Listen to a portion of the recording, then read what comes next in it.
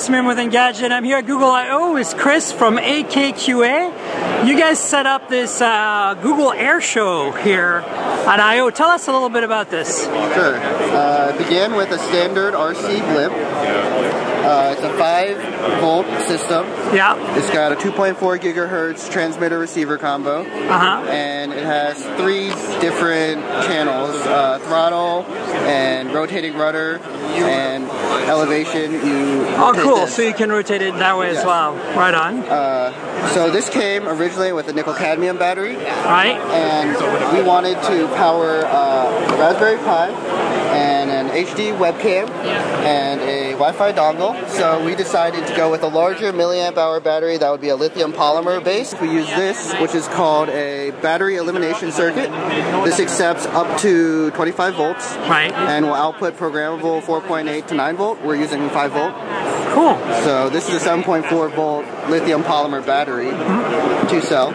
So that goes through this. I made this wiring harness. It splits into 3 parallel circuits. Right. One powers the Pi, one powers the servo for the camera, and one powers the RC 5-volt system. Right on. Cool. The Raspberry Pi has 2 USB ports built in. We're using one for a 5 gigahertz Wi-Fi dongle.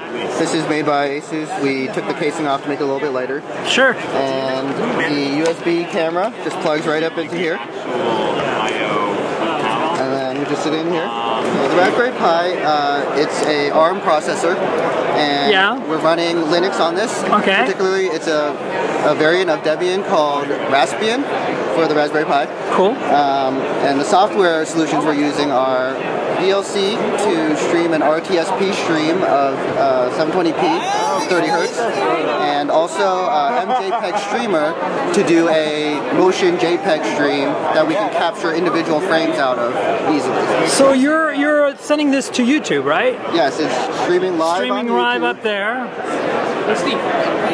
And how much did you have to do in terms of coding other than implementing the VLC stuff? Are you using some Python or anything like that? We're using Python. We're using Python to control a servo that the camera sits on.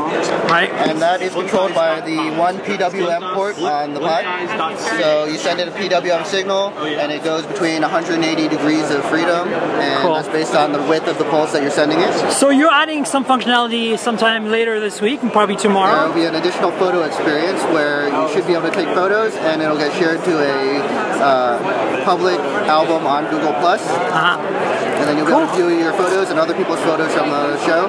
Right on. Tell us again what the URL is if anybody wants to watch this live. Go to airshow.com. Great. Thank you so much, Chris. Really appreciate it. Thank you. Cheers.